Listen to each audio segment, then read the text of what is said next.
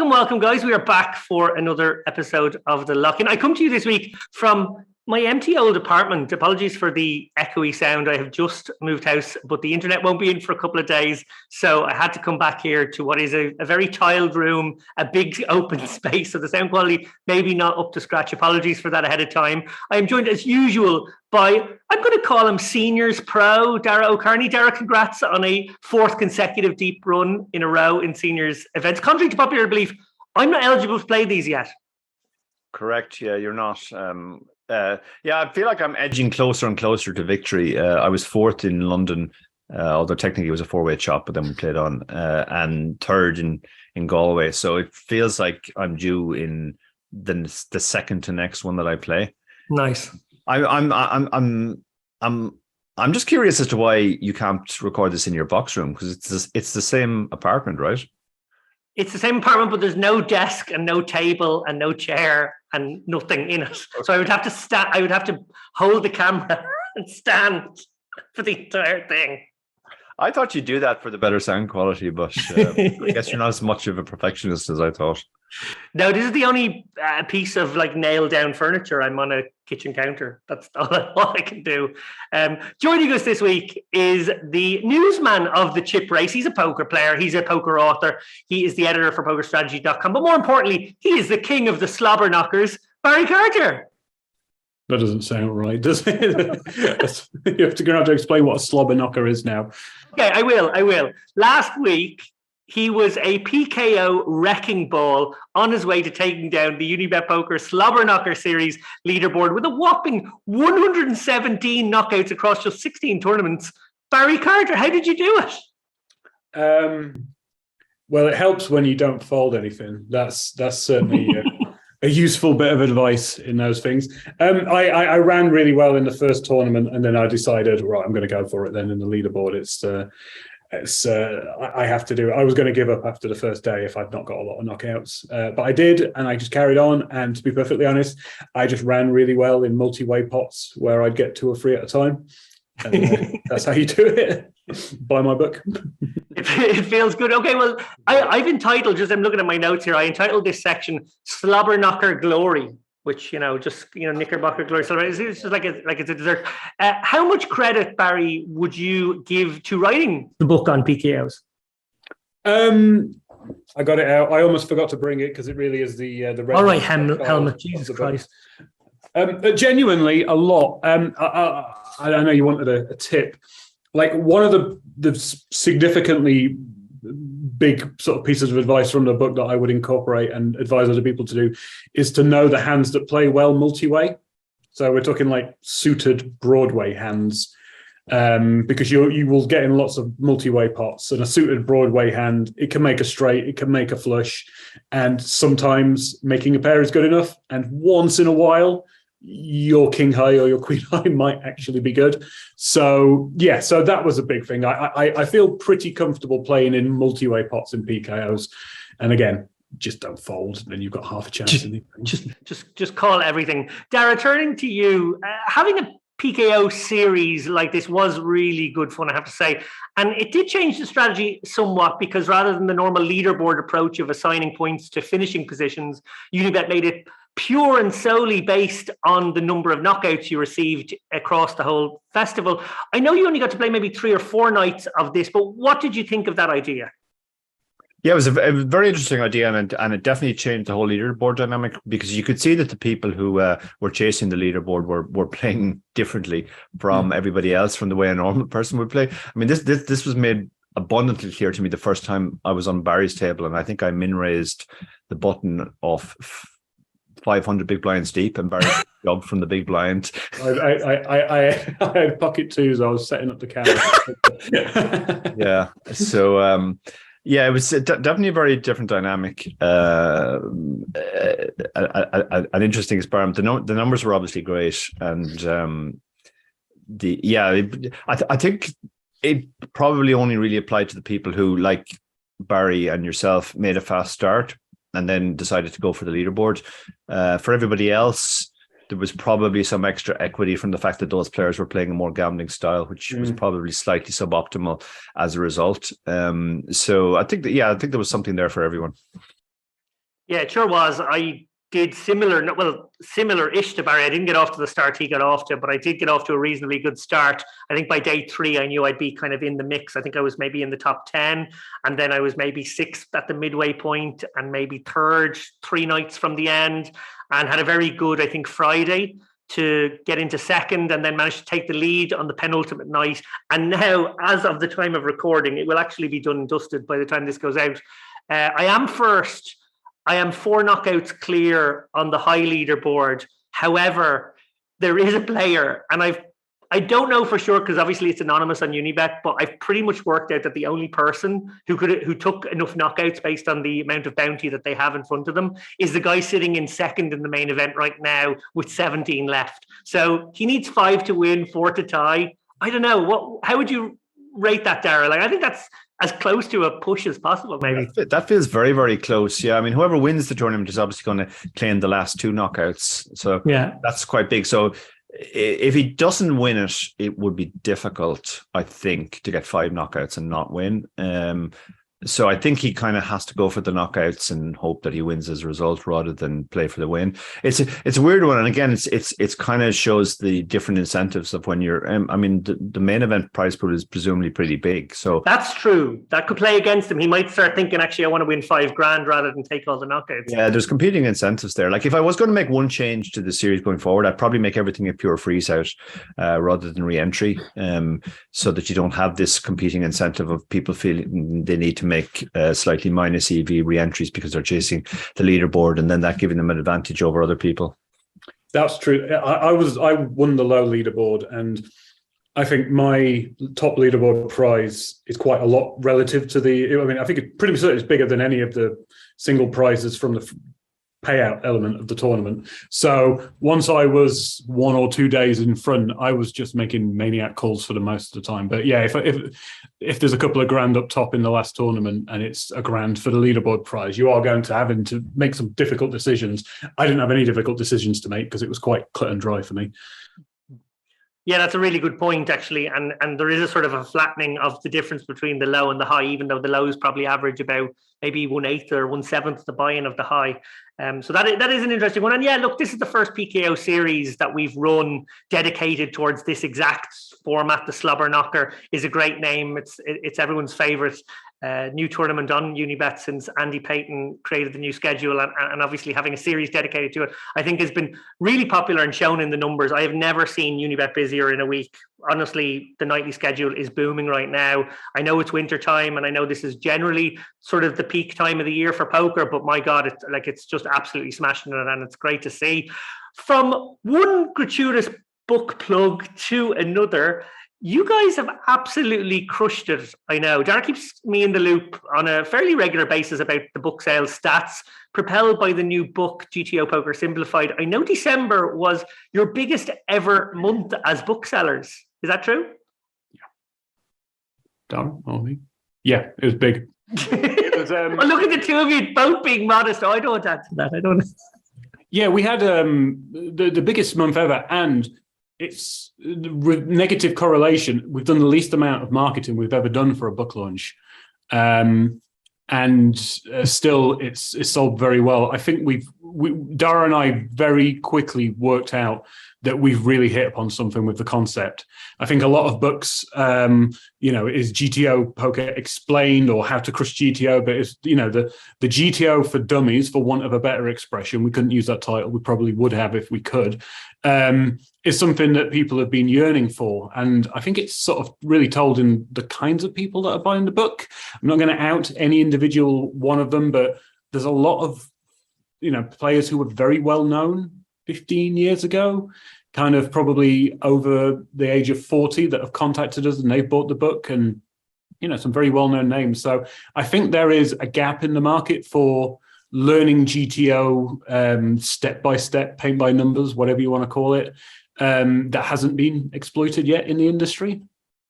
So Dara, building on what Barry is saying there, that the book is essentially becoming the way into modern poker theory for some of the old guard, you guys put the word simplified in the title of this one, but in essence, simplifying complex stuff is, in my opinion anyway, your guys' poker brand.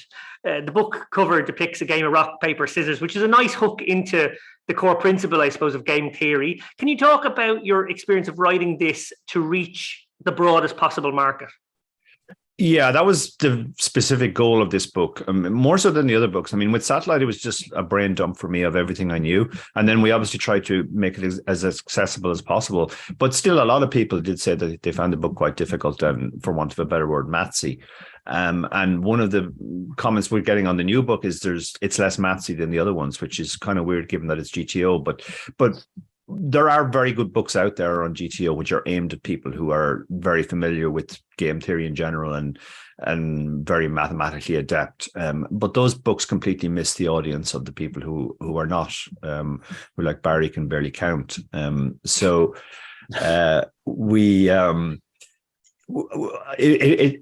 We were definitely trying to make it, that was the whole point of the book, was to try and simplify it as much as possible. Now, we got lucky with the title because I think Barry just ran a poll and that one happened to win.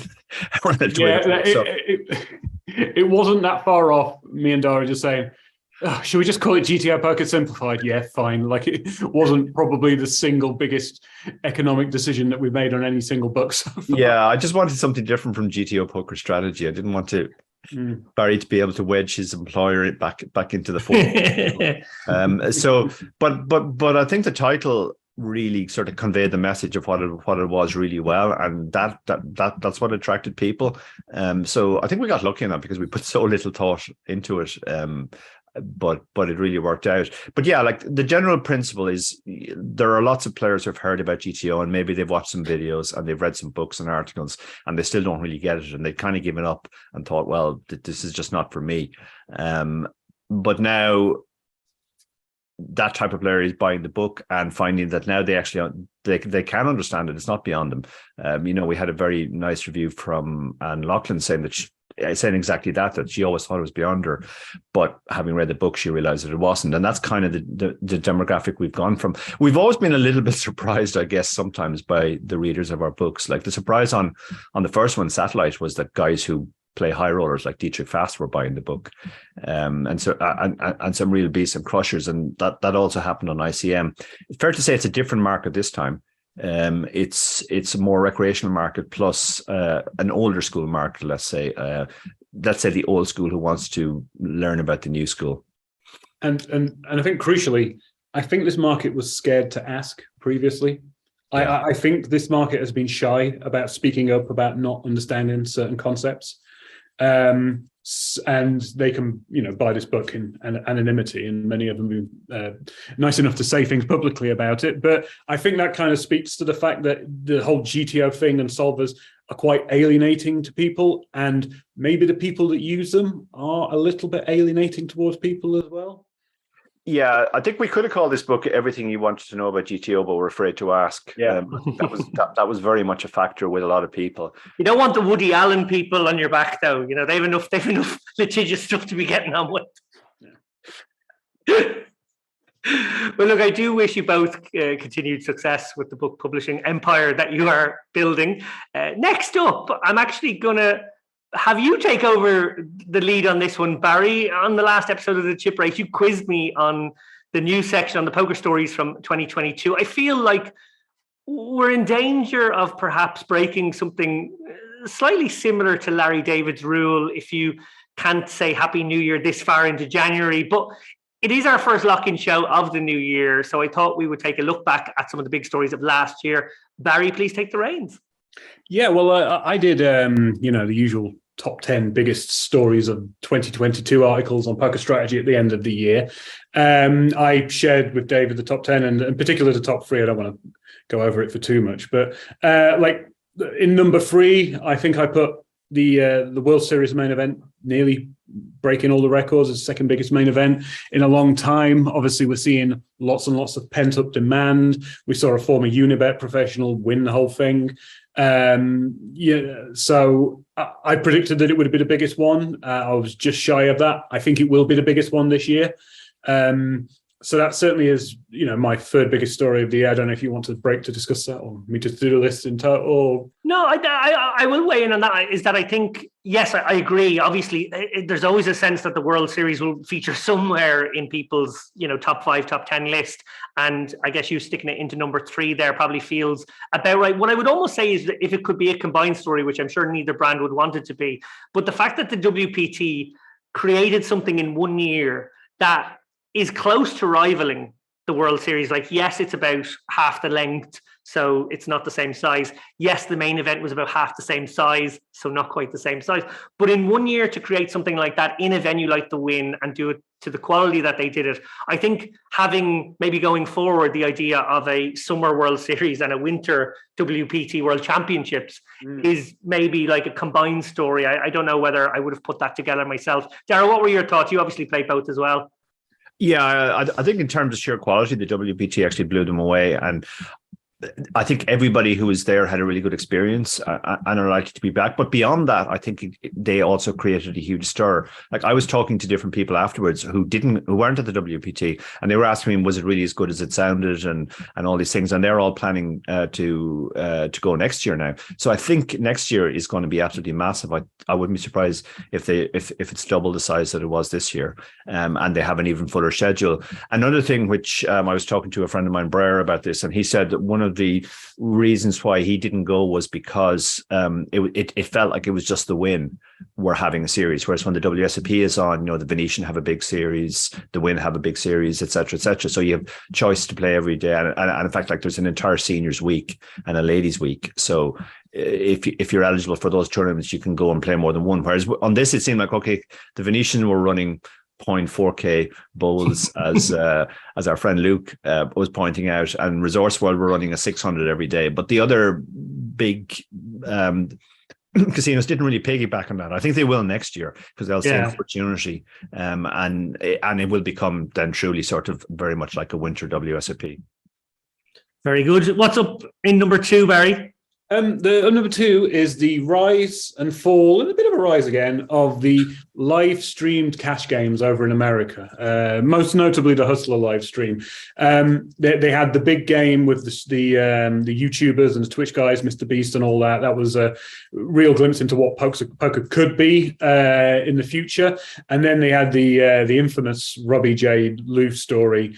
That seems to have been rectified, although some weirdos might still think there's some conspiracy going on there.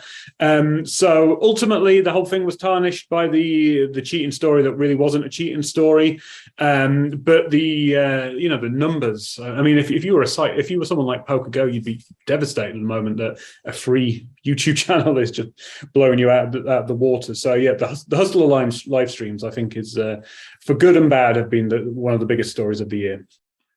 Well, Dara, maybe you can add some comment to that. I know you have a couple of friends who have played those streams, and I know as well you've actually been in touch with some of the people who run them as well over the years, or well, over the last couple of years anyway. I know Live Poker's only tentatively back 2 years ago, but just in terms of, like, I suppose what they're trying to achieve, they're not really monetizing it as much as you think that they probably can down the line yet, but maybe that's a good strategy to try and just keep building an audience.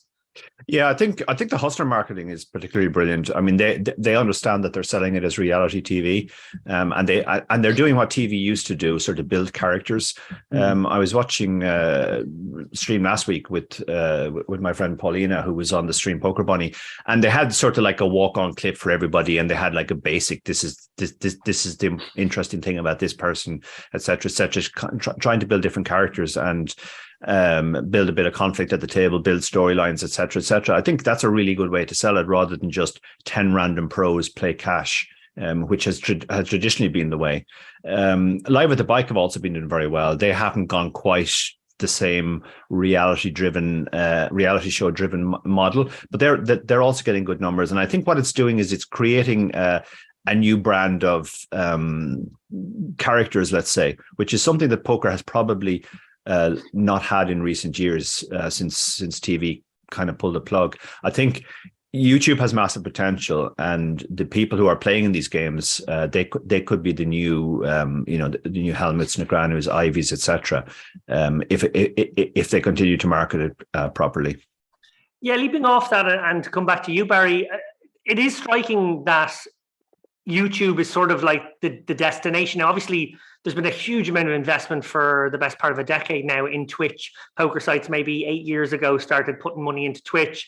That seemed to be almost like a FOMO that the other sites had to then do it, whether there was any real evidence that it was working well enough. Now, obviously, some streamers have done very well, and there's some absolutely brilliant streamers out there. But it does make me wonder if they wouldn't have just succeeded just the same way on YouTube, a more mainstream platform, and that this kind of gaming platform, Twitch, is a little niche and actually has maybe, I don't know, I'd even put the idea out there. I'm not saying this, but has it actually maybe constrained the growth of poker because it's in this slightly geeky, nerdy niche market rather than YouTube, where it's obviously just out there? Like, everyone goes on YouTube every day. Does everyone have a Twitch account? Probably not. Do a lot of poker players necessarily go check Twitch? Yes, a lot of them do, but I don't think it has the same mass appeal. I also wrote a predictions piece at Poker Strategy, and one of my big predictions is that I think YouTube is going to blow Twitch out of the water just for the online streamers, like before you even think of live games. I was really tipped off to this when Lex Veldhuis gave up his Twitch partner status, which is worth about 60 grand a year to him. And he has some shocking things to say about Twitch. He thinks that they have really just given up on poker, particularly after the story of gambling bans that have been on there, people streaming like illegal slots games and stuff like that. I personally think that YouTube is going to be the only place to watch poker 12 months from now. I think Twitch has got to do something different. It's got to recommit to poker in some way for everybody not to do what Lex is doing right now. Yeah, your prediction is actually really, really close to what Dara and I have been saying for quite a few years in a way. I have a very good friend who works in the sort of interactive technology sector, and he said to me years ago, and I mean years ago when I was twitching, I don't know if anyone remembers when I twitched, hopefully you've all forgotten, but it was about 5 years ago. And his first thing he said to me is like, why are you doing this on Twitch? This makes no sense. YouTube's a much broader platform. Yes, maybe Twitch will gather a bit of steam, but in the end of the day, a company as powerful as YouTube can just stomp all over as soon as they choose they want to. Like, as soon as they go, oh, that seems to be a little niche of the market that is getting enough eyeballs on it, that'd be nice, add revenue for us. And YouTube will just step in and mush them in a second because of the enormous amount of resources they have by comparison. And I remember saying that to Dara really in the early days, because even when I was doing it, because I was always skeptical about Twitch, even as a Twitcher. And I think, Dara, over the years, our conversations have never really moved on from that. We still have always kind of thought that. Yeah, absolutely. Twitch just feels a little bit like old school radio, where you sort of tune into a late night radio DJ, and it's kind of its own world, but it doesn't branch out. YouTube feels much more sort of general. Like, when you watch a YouTube clip, it's generally shorter. It recommends something else for you to watch immediately. You can see stuff on the side. So it feels like it's a better way of exposing the whole poker world to a very wide audience. Whereas, you know, I was at an event in Galway recently, and there were a few Twitchers there, and the subject of Twitch came up. Now, at least half the recreationals didn't even know what Twitch was. There you go. And at least half of the others had never been on Twitch. And now Twitchers obviously do a great job trying to get people onto that platform, et cetera, et cetera. But I've still always been very skeptical that they're actually spreading poker rather than just sort of appealing to the people who are already in poker. That's, I think it's probably a much stronger customer retention tool than it is a customer acquisition tool as far as poker goes. I think YouTube is just a much better platform for reaching out to the mainstream. Well said. Barry, number one? Well, you know, not all big stories are positive ones. And without doubt, the biggest story of 2022 was the death of Queen Elizabeth II. Sorry. Oh, God, I don't know how many people are going to cancel me for laughing at that, but I hope they... Does she play a bit of poker? No, I am, of course, joking. R.I.P. But I mean, you're a brave man coming on an Irish podcast and saying that that's the biggest story of the year. The biggest story of the year was several of the game's biggest winners being accused of cheating with pretty substantial cheating allegations.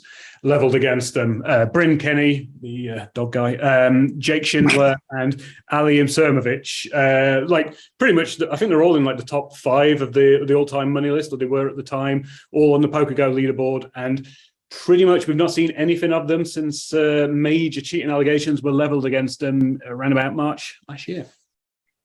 Yeah, they have vanished off the face of the earth in terms of sort of TV poker for the most part. But interestingly, I have heard on the grapevine that this 4Poker site is almost out. Like it's like almost about to come out, and they've got like 120 customer service people lined up ready to go. I can't imagine how much money they're going to burn. I massively predict a huge failure there. But I guess the people who invested were probably a lot of high roller people who knew Bryn and had the impression of they were dealing with the Bryn of the reputation of 3 years ago, which was not tarnished in this way, and therefore were willing to put their money behind it. And now it's going to come out, but it's going to be sullied by his name. And yeah, before we move on to the Ali Jake stuff, Dara, what do you think of the chances of 4Poker and Bryn Kenny going forward? Well, on the face of it, I mean, it does look difficult, but then I'm constantly reminded by the fact that like a lot of the things that we see as big stories, because we're on Twitter every day reading all this stuff, really doesn't have much reach. And I wonder how many of the target audience of the site even know about the cheating scandals. Like I've had people ask me about them. I've had other people express complete ignorance of them.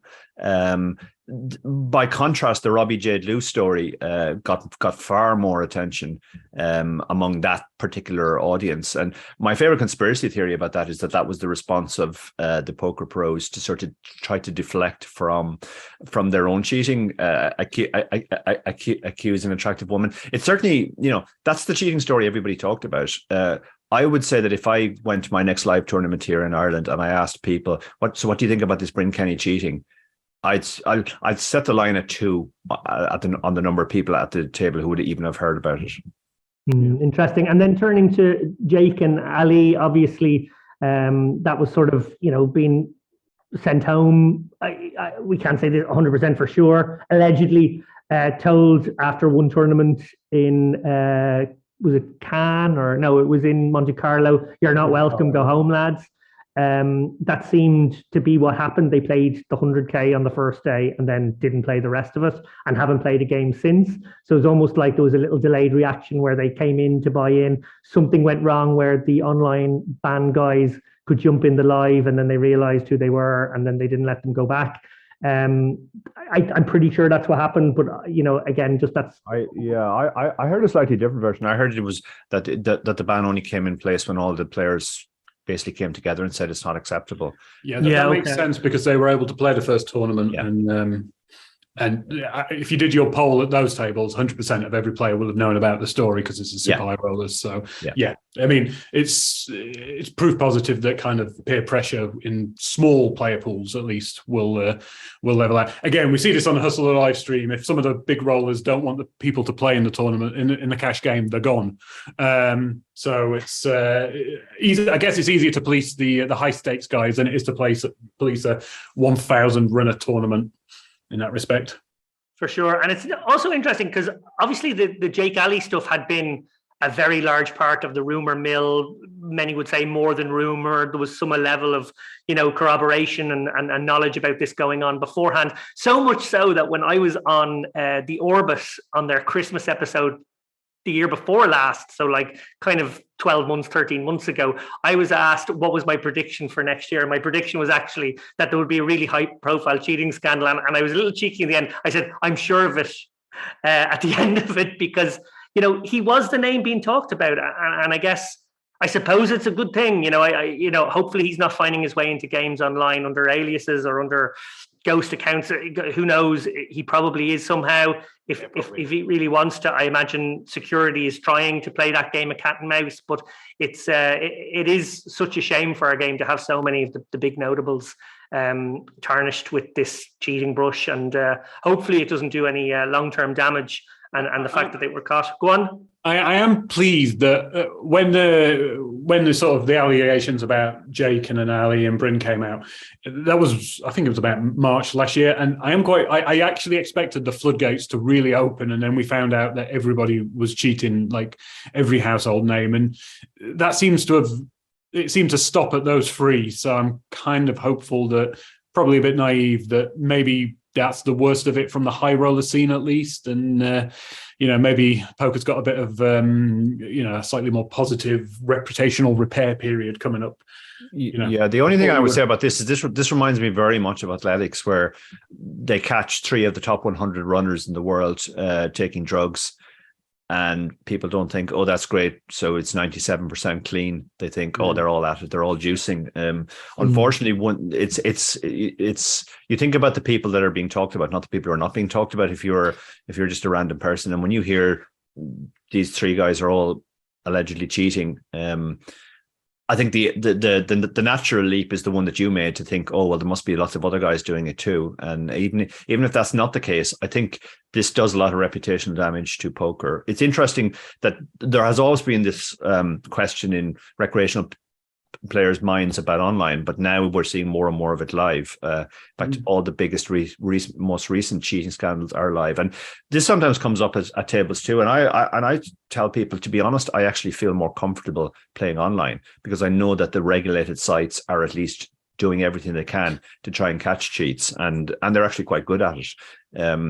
I think live operators, varying degrees of watchfulness on this. Again, I was in Galway recently. There was an interesting case on the table next to me of a guy who was using a solver in real time. And a player came to me and asked me, is this legal? And I said, he can look at charts between hands, but he can't do it while he's in the middle of a hand. So the player was, Brian went back, kept an eye on the guy, spotted that he was actually using it mid-hand. Immediately called floor staff, and floor staff handled it really well. Ramona, who's one of the best TDs on the Irish scene, said, if we catch you doing that, we will disqualify you immediately. Now, I don't think that other organizers are necessarily as aware of the threat to live poker. There's always this feeling, oh, well, live poker's fine, how can they cheat? But it's something for players to watch out for, and it's something for organizers to be aware of. Yeah, really well said. Well, in terms of upcoming live poker, because I guess a lot of people are sort of working out their schedules and maybe thinking of some poker trips, it's fair to say that it's been slow enough start to the year. There's been a few stops, but we do have the PCA on the horizon. The PSPC tournament will be in the Bahamas, and the Merit Poker Western Series in Cyprus is also going to take place. Actually, it's probably just about started now. Unibet are partnered with the Festival Series, which is going to be in Nottingham in February. Also in February, the Unibet Deep Stack Open is going to be in Aix-en-Provence, with a very sexy stop in Cannes scheduled for March. There will also be some announcements coming soon, but I am not at liberty to say anything about them, so I won't just yet. No leaky lapping on this episode, at least. What I can say, though, about Unibet is we will be having a Spring Championship of Poker in February, and there will be a chip race poker series on Unibet. We hope in March, it may be April, but March or April, which Dara and I are going to help tailor with our Unibet colleagues, Andy Payton and Sebastian Rebhan. It's going to take a similar shape to the Slobberknocker series, in the sense that we want it to be a one-week festival. We want it to be a bit like bish, bash, bosh, Sunday to Sunday type of thing. Dara, what is your hope with the first chip race poker series? Well, my first hope is that you don't use bat pigs to promote it. I think that could leave it dead in the water, if you'll pardon the pun. I think it will be interesting to see how this series goes and how much power the chip race name really has. It's obviously a great honor to us. We brought back the chip race almost as an afterthought when we signed on with Unibet, and it's really grown under Unibet, and that's largely down to Unibet that they've allowed us to just do what we want with it, and not turned it into a horrible piece of corporate shilling stuff that so many podcasts and so much content in the poker space is. So yeah, high hopes for the series. Yeah, I'm very much looking forward to it. But Barry, do you fancy yourself taking this one down as well? No, but I was going to suggest that you call one of the tournaments, Barry's SlobberKnockerGlory. I think that's I am pretty sure we will. I will play that for sure. Yeah, we'll have a bit of fun with the names, and then of course we have good knowledge both in-house with Andy. I've got a brilliant idea for a tournament. Go on, give us one more. Go on, give us one more name idea. It's an open tournament. It's called No Ians, right? And everyone can play it except for Ian Simpson. Just banning but we'll invite some other random person called Ian Simpson and let him play. And then if Ian Simpson, the old newsman, has a problem with it, we can say, no, it's called no Ian Simpsons. We're allowed one. That was a long walk back. That was a very long walk. Yeah. But it's a Simpsons. It's a TV show, The Simpsons reference. Yeah. Oh, I get it now. There's like 4 guys that'll love that joke. None of whom are in this room. No. Well, look, before we go, Barry, I know you want to do a little giveaway. It's obviously you and Dara together doing this giveaway. Can you tell the viewers what it is? Oh, I didn't realize we were giving it away on the stream. I suggested we do it for the tweets that you do, but we will. No, we'll do the tweets promoting. We'll also mention. Okay, so you've enjoyed this episode. It's been hilarious. You like my joke about Queen Elizabeth.